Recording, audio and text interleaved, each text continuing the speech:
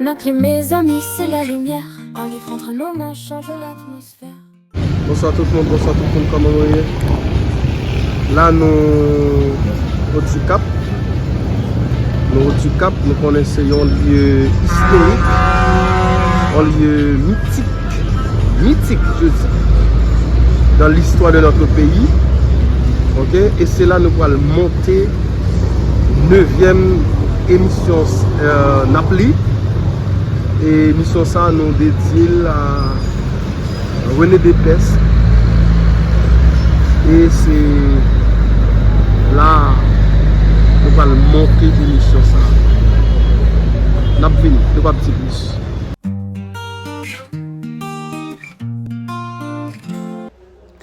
Pour présenter la biographie de René Dépès, nous allons utiliser un texte de Joël Vitiello qui a été publié sur le site Il en Île. René Dépès, c'est toute une vie, c'est énorme comme écrivain qui est né le 29 août 1926 à Jacmel. Et il faut signaler que sa ville natale est souvent évoquée dans sa poésie et ses romans, en particulier Adriana dans tous mes rêves, publié en 1988. Il fait ses études primaires chez les frères bretons de l'instruction chrétienne. En 1936, son père est mort et René Dépès quitte sa mère, ses 2 frères et ses 2 sœurs pour aller vivre chez sa grand-mère maternelle. De 1940 à 1944, il fait ses études secondaires au lycée Pétion à Port-au-Prince. Étincelle, son premier recueil de poésie, paru en 1945, préfacé par Idriss Saint-Amand, le fait connaître rapidement.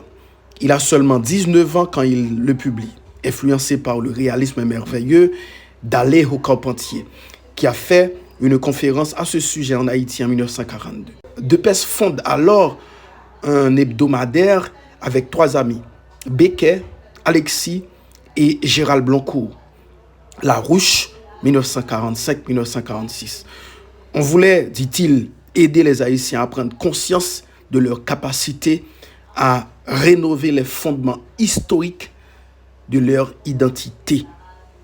Donc il a écrit ça dans son livre, Le métier à métisser.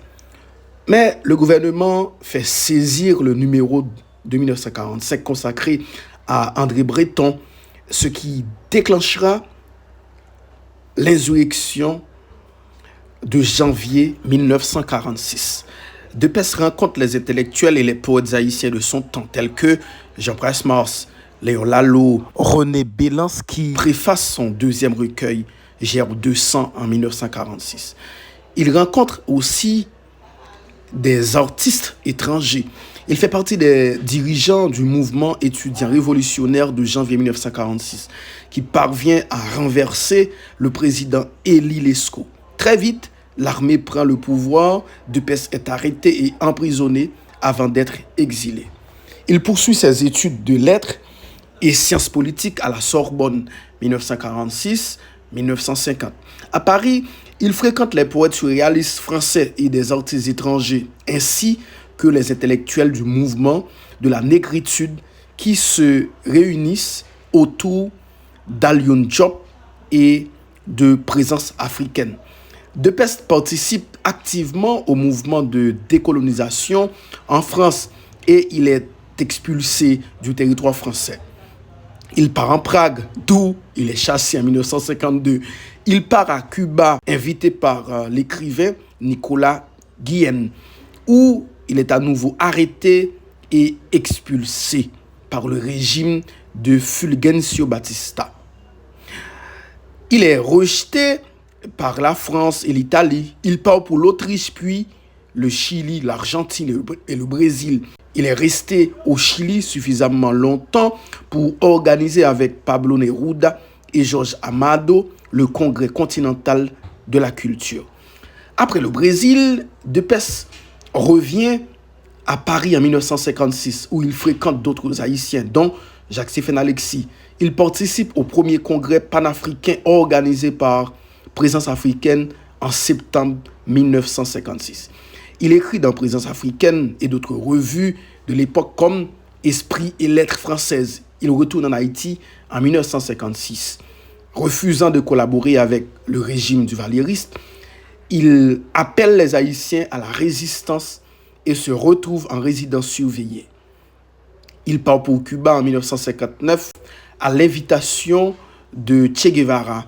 Convaincu par la révolution cubaine, il s'investit dans la gestion du pays. Ministère des Relations extérieures, Édition nationale, Conseil national de la culture, Radio Havana, Cuba, Las Casas de las Américas, Comité de préparation du congrès culturel de la Havane en 1967. Il voyage beaucoup parallèlement à ses activités officielles, URSS, Chine, Vietnam, entre autres, et participe au Festival panafricain d'Alger en 1969 où il rencontre l'écrivain congolais Henri Lopez, qu'il retrouvera bien sûr plus tard dans les bureaux de l'UNESCO. Au cours de ces diverses pérégrinations et de son séjour à Cuba, René Depestre poursuit une œuvre poétique importante.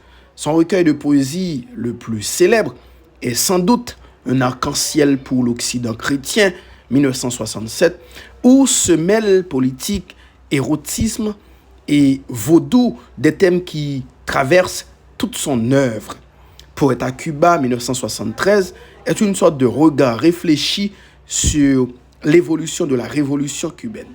Écarté par le pouvoir castriste dès 1971, Depestre rompt avec l'expérience cubaine en 1978 et retourne à Paris où il travaille au secrétariat de l'UNESCO. Il publie Le Mât de cocaïne, son premier roman à Paris, en 1979.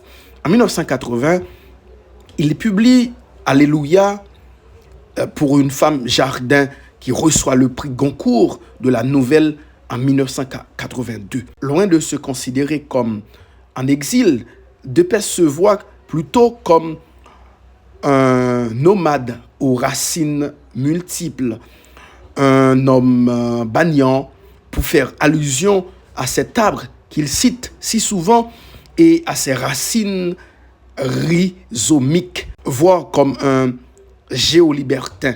René Depestre vit aujourd'hui dans un petit village de l'Aude-Lézignan, Corbière, en France, avec sa seconde épouse cubaine. Il écrit tous les matins en regardant les champs de vignes comme autrefois. Il s'enivrait de la vue de la baie jacmélienne sur la galerie de sa grand-mère. Ma clé, mes amis, c'est la lumière. Un livre entre nos mains change l'atmosphère. Chaque mot, chaque page ouvre un horizon. Et maintenant, nous allons présenter quelques ouvrages de l'auteur. Parmi ces ouvrages, on cite Étincelle, 1945, Gerbe de sang, 1946, Végétation de clarté, Préface d'Aimé Césaire, il faut le signaler, 1951, et Minerai noir, 1956, Journal d'un animal marin, 1964, Un arc-en-ciel pour l'Occident chrétien, 1967, Poète à Cuba, 1976, En état de poésie, 1980, Au matin de la négritude, 1990, Anthologie personnelle, 1993, Non-assistance à poète en danger, 2005, et prose, il y a beaucoup de textes, Pour la révolution, pour la poésie, 1974, Le Mât de cocaïne, 1979, Bonjour et adieu à la négritude, 1980, Alléluia pour une femme jardin, 1981, Adriana dans tous mes rêves, 1988, Eros dans un train chinois, en 1990. Il y a d'autres textes comme Le métier à métisser, 1998, Comment appeler ma solitude, 1999, Encore une mer à traverser, Une mer à traverser, 2005. Bonsoir Tristesse, autobiographie, 2018.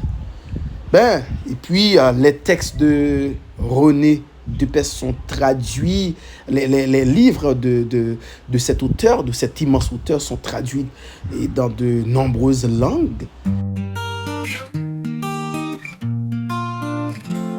Notre mes amis, c'est la lumière. En vivre entre nos mains change. Nous gagnons 3 jeunes qui pourraient lire un texte René Depestre et Jodia. Et nous gagnons Dervali, Jordan Joseph, Rick Stanley Léandre et puis Mike-Andy Léandre qui pourra lire pour nous texte René Depestre. Et nous avons garanti vous pourrez passer un très bon moment dans l'émission là. OK? Gagne d'abord la légende de mon amour, le chant vierge et puis Eros et ses proverbes en ouaille. Légende de mon amour. Ma légende d'homme a mis du temps à mourir. Rien n'a parfois autant coûté pour m'aimer que lui donner les coups de la femme aimée. Rien n'a autant de prix pour mes épaules que de la porter comme on a porté la mort. De sa foi, soyez aimés pour tout. Le soleil est pour la santé, partagez de ventre à ventre, de rage de vivre à rage de vivre, à flanc de l'odeur que nous avons, de nous éblouir par le diamant noir que nous avons trouvé en ce pays enchanté qui nous avons béni. Vous avez été suivi par Joseph de la Jordan. Merci. Et les folles promesses de l'été? Où sont les épines qui porteront les fleurs noires de ma vérité? Des forces monstrueuses rient en moi, ou que je tourne la tête dans mon ciel, je vois poindre un désespoir plus tenace que la fièvre qui brûle, un grand savant jour et nuit, penché sur des objets que je ne sais pas nommer. Qui es-tu? Qui t'a envoyé dans mes eaux? Quel jour pluvieux de mon enfance est le père fécond de tes racines? Quelle femme a nourri de son sang ton implacable et secrète beauté? Ô mon hôte pour la vie, tu me dis, brise en toi les vitres qui mentent, encore au mari et au grand soleil, et tu seras l'arbre souverain que tu es.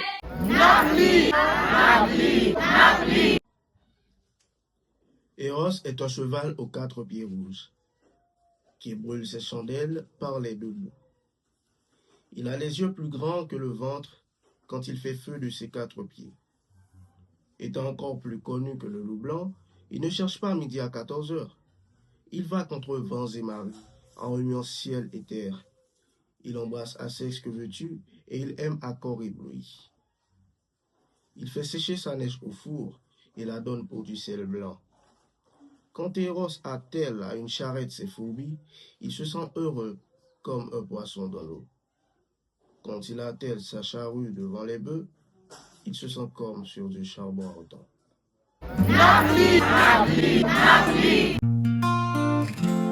Notre mes amis, c'est la lumière. En vivre entre nous.